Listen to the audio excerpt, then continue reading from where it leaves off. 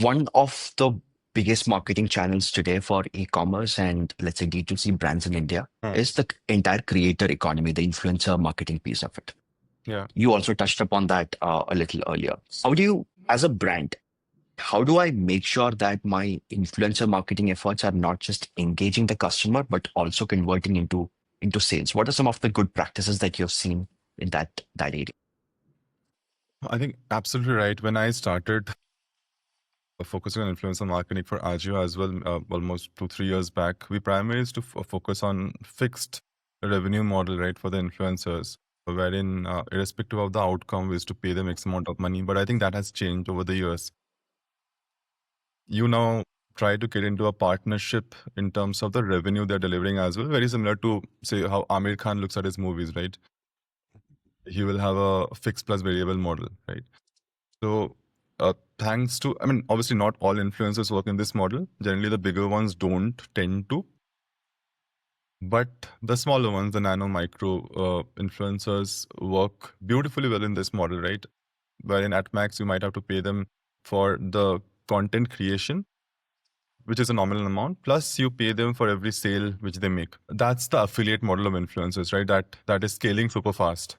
Secondly, I think instead of working with multiple influencers, you need to understand which influencer works best for your brand in terms of the ethos, in terms of what the TG they're catering to, in terms of tonality of the brand, right? And also in terms of the effort they're willing to put in to build the brand, right? Because not all influencers, I've seen many influencers take it too easy as well, right? And then put in money through a partnership or a collab ad, right, on YouTube to reach.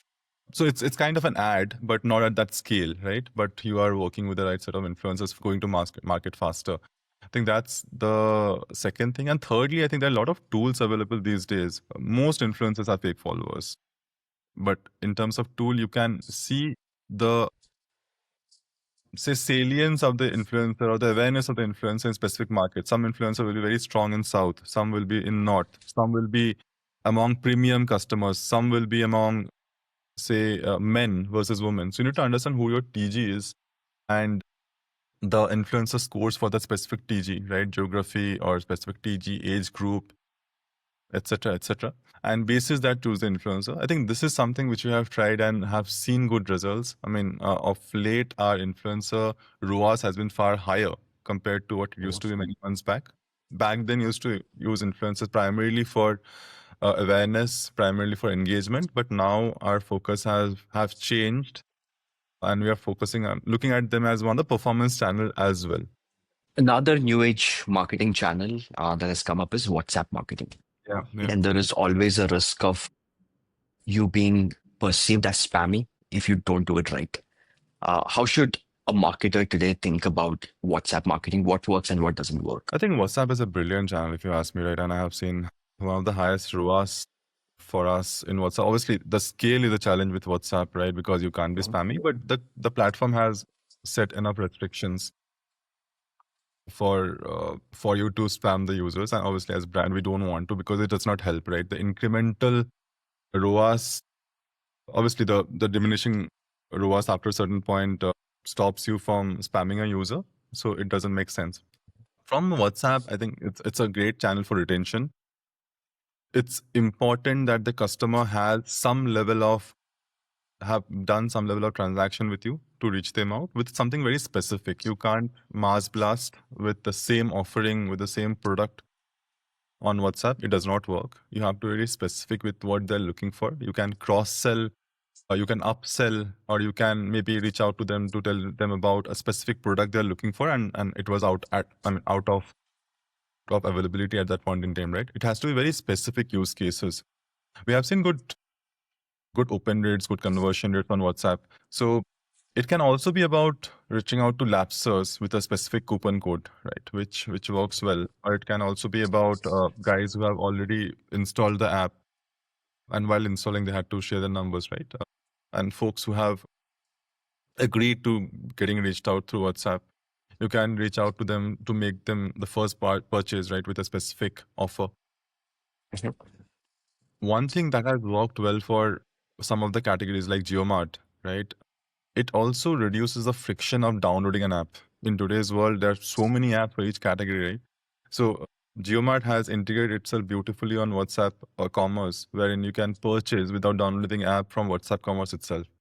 So that also helps in customer acquisition. And once the customer is happy with the deliveries and the prices, the product, they can maybe become a loyal customer by downloading the app instead of forcing them to download the app and then making them purchase. So I think WhatsApp works beautifully for these use cases. You spoke about discounting, right? Basically through coupon codes to convert a customer when once they have maybe added something on the cart or once they have checked out the product on the website. As a brand, how do you balance discounting and brand equity? What is acceptable and what is not acceptable so that the brand does not get diluted through discounting? I think a lot of new age brands have grown through discounting and have died the same way as well because they could not differentiate themselves through any other mode other than discounting. I tend to believe discounting is good for customer acquisition. From acquisition, from competition or customers who are new to the category as well. But I don't think it's a long-term moat or a long-term strategy because there'll be someone new who will be discounting higher, right, than you. So as long as you ensure the hygiene of the category, taste category and aftertaste for food, right? Delivery app experience, returns, refunds for the e-commerce category, right? You have to ensure those, right? Which are the category hygienes. And then do discounting smartly on products which are non-exclusive. There are few products or brands for us, right?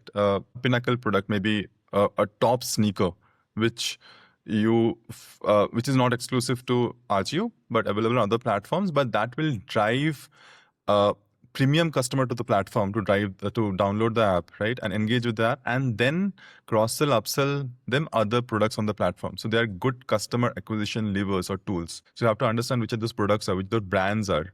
One of the brands in the shoe category, right? It's a new brand. I won't be naming the brand, but we have seen great customer acquisition through the right pricing for that brand because that brand sales at a slightly higher price across other platforms, right? And we have seen a lot. And whenever that brand goes out of stock, we see the new customer numbers going down. So we ensure that that brand is at hygiene in terms of pricing, or maybe slightly lower in terms of pricing. We don't mind burning as long as we are getting the right new customer conversion from that brand, right? So it has to be done smartly, but that can be the only moat.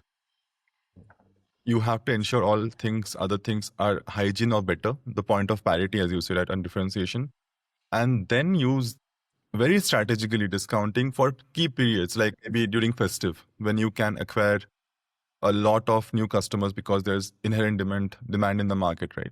So use it smartly. Don't go all out with discounting. And that can't be the only messaging from the brand's view.